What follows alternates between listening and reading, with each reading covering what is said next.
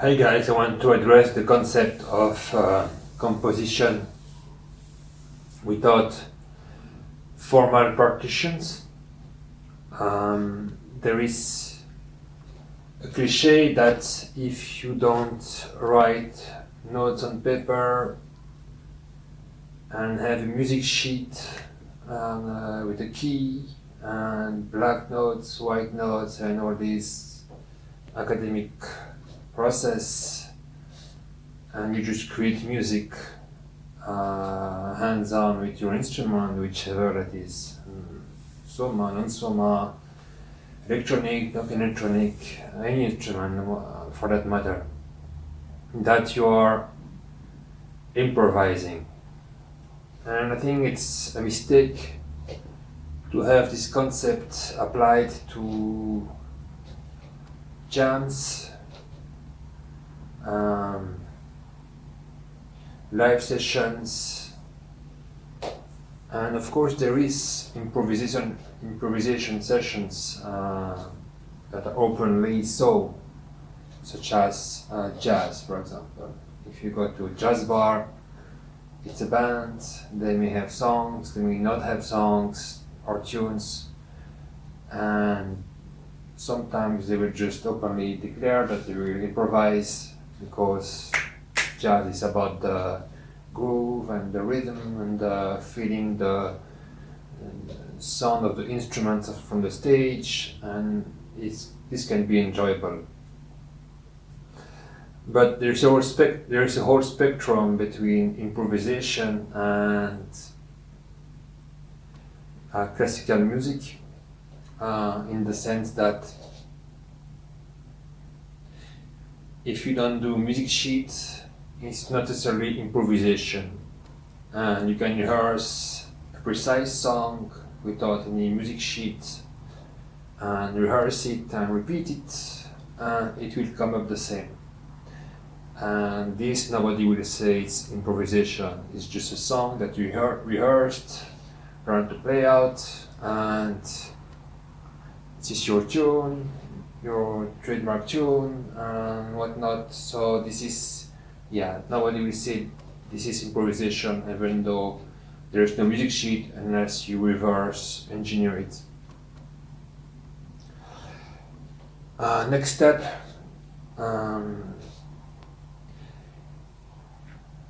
there is a possibility that as a composer you will create some melodies, and you create those melodies while you are playing, researching for melodies or answering to a different musics, such as if you have a band, you might create music by just playing together, and when you catch a tune, you try to reproduce it later. And this is writing music hands-on, without writing them on paper. And if you go on along this spectrum, you will find a sweet spot, which is akin to ancient music writing, with only oral tradition. Ancient civilizations had this before they cared to write down their music, and there are many famous ethnic artists who have few key melodies that they will reproduce in different flavors, and they will never use a music sheet, and they might have a band or friends playing with them, and they will accompany that composer and play with him in different fashion every time. But you will hear the same artifact melodies come back in filigrane, in the background, like you can feel. And then the next step is ethnic music with not really artifact melodies, but with some harmonics that keep coming back and rhythmics that have these variations around some fixated scales and keys that are maybe canvassed by their ethnic instruments and all this, and it all forms a style that a group of these ethnic music will perform in different places, and every time it will be a different performance.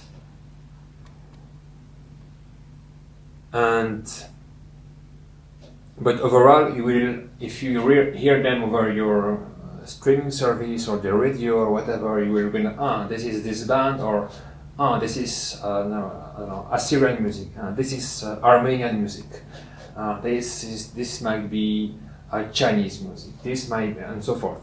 So you have this style that even though it's not a fixed melodies, you can recognize it, or you can recognize any band. For example, if you subscribe to a band on your streaming service,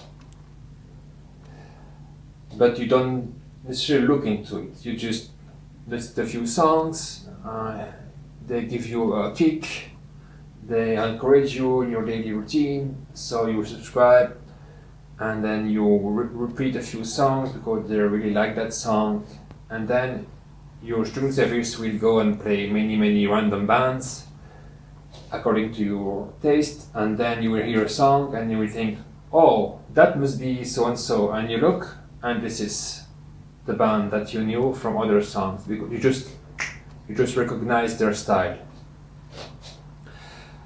And then there is when you play the same instruments all the time, and when you do write music just by playing and remembering some key melodies, some key accords, some key harmonies,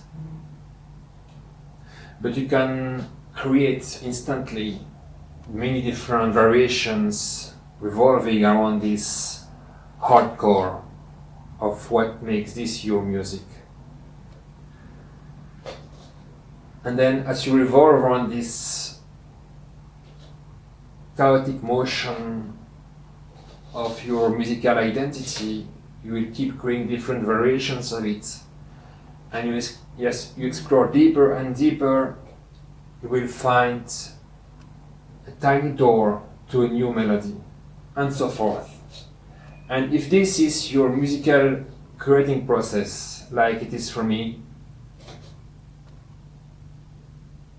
and then if you notice that you played this jam last week, in there you can overhear the same melody that you played like 2 years ago in different settings. So that's evidence that your music creation process is not improvisation. It's just a non-academic, non-written code music creation process. And that's why I wanted to address this, because I hear sometimes people don't mean bad, but they will notice that, or they will claim that this is nice or this is beautiful and improvisation. And I don't recognize myself in this process. This is not my process. I do sometimes when I have to tune an instrument, I have to have practice. I don't record anything. I just play like random whatever just to get some practice on one of my instruments. And you can guess that I refer to the Vina now because it's harder to master than my other instruments so far. But even when I'm tweaking, creating settings on the lyra or studying combination of parameters, I will just improvise something, just have some notes and see what I'm doing. But that's not my process when recording a jam session, being on stage, or do anything that's when I'm fully focused, whether I film it or not, when I'm fully focused on creating music that I want to explore it and remember it later, not by writing music sheet, but just by sheer memory, memory in my head, a memory in my hands, a muscle memory, and yeah, sometimes in my dreams I create a new melody. And the big drama is when I wake up. Usually, when I'm in the dream, I have to remember this melody, and I keep singing in my head several times in the dream. But when I wake up,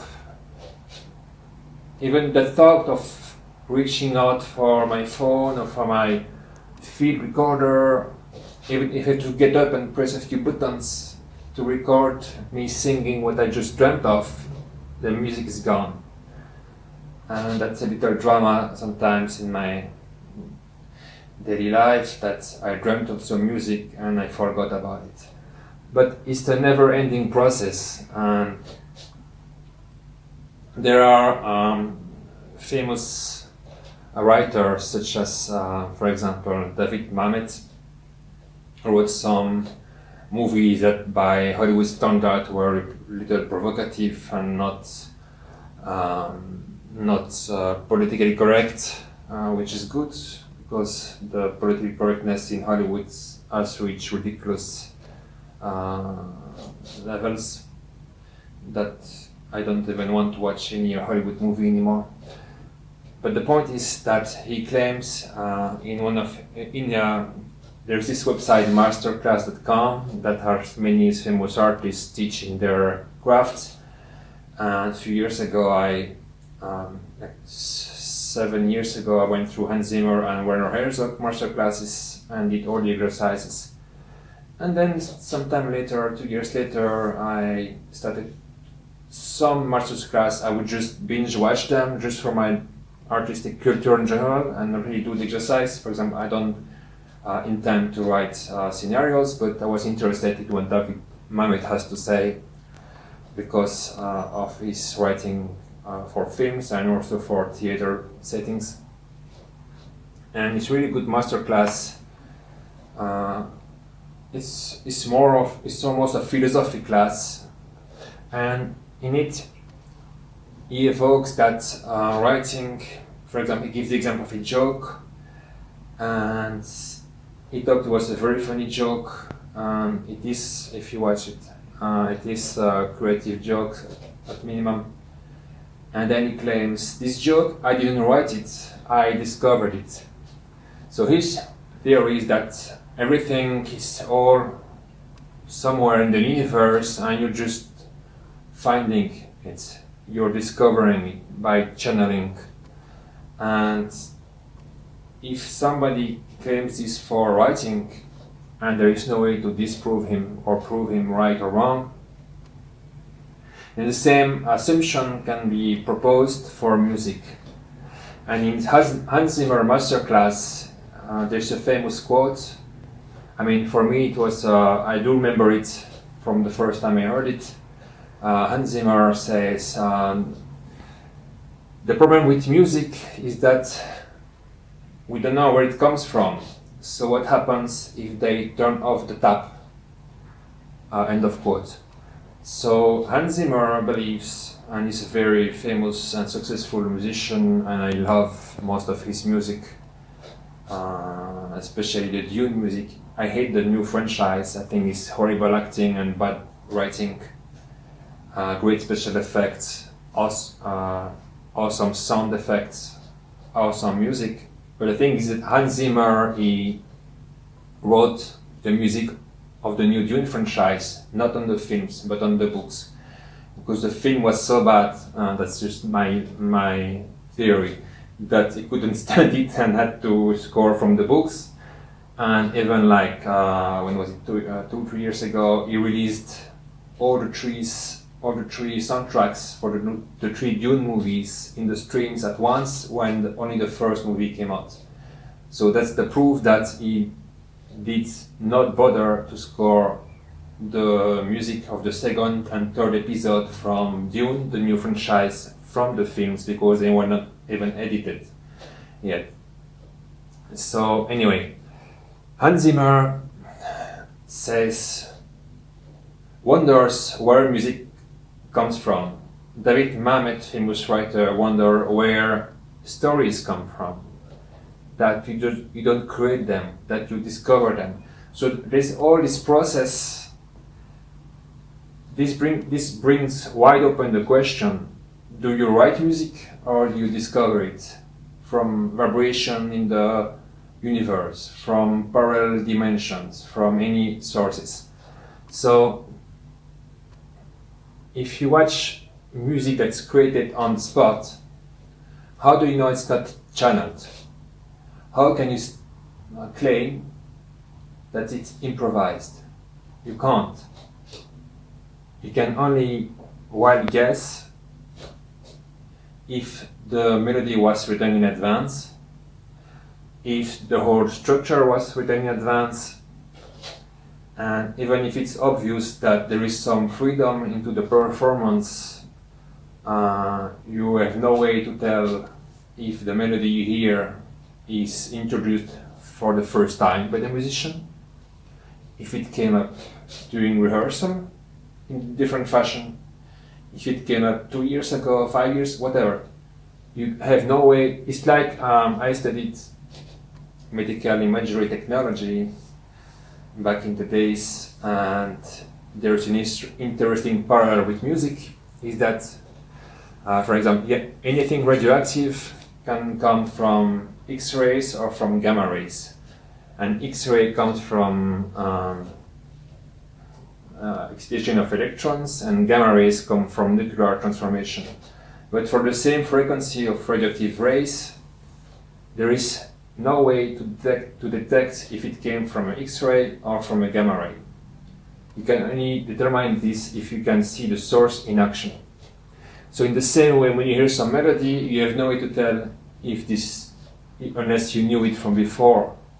If you hear a melody for the first time in a free playing setting, you have no way to tell if it's a new melody that came on the spot, or if it's an old melody that it just came being transmitted by being replayed in different fashion. And there is also the famous music theory, the Iridies, which is a sequence of notes that's going down in a minor accord or fashion, and that can be detected in thousands of pieces of music for thousands of years, for hundreds of years at the minimum, but you might dig and find it even older than this.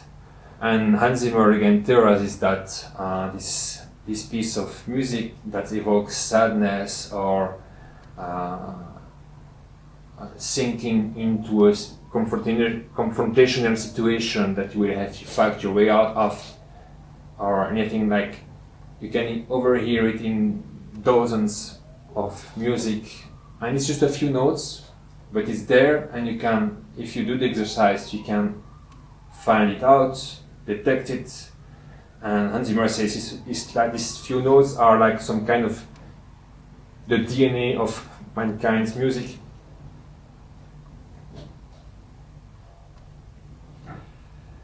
And so this music, and also if you watch the manga movie Ghost in the Shell, the original one with the wonderful music, I forgot the author, but just watch the first original manga movie Ghost in the Shell. There's also, spoiler alert, some theory about DNA being the memory of mankind in some fashion. And so if you make the analog of DNA of music being transmitted by being played and heard, the oral tradition of music, then you are cornered and you have no claims left to say that a piece of performance that you see or hear and hear or just hear is improvisation. Because improvisation per se is just playing random notes to make sound from the instrument. But between improvisation and classical music process, with every millisecond of the notes written down in advance that you have to perform with almost zero artistic freedom. I mean, unless you allow the artist to make artistic variations and to take some liberties with the tempo to dispense their emotions into it. Between the spectrum there are many variations, and in the middle is the sweet spot of oral music tradition, where you cannot detect if what you hear for the first time is new to the author, and even if it is new, if it's not a continuation of music that they wrote before, by playing and repeating and remembering. So that's all I wanted to address. I hope this clears this up. So right now I call most of my performances some concept meditation, because I do play music for 30, 40, 60, even 70 minutes, 80 minutes, with no interruption except a short lull in the music, by putting myself in a meditative state and inducing that state by playing the music.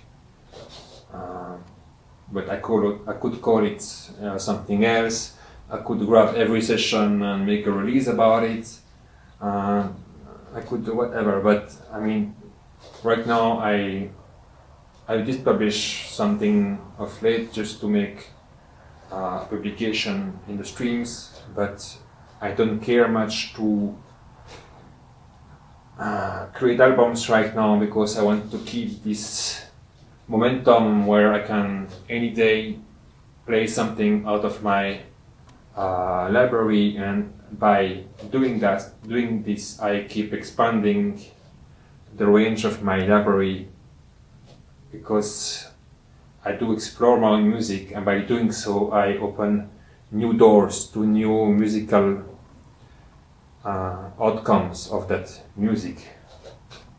So I hope this helps and explains, and see you around, and stay tuned for next video.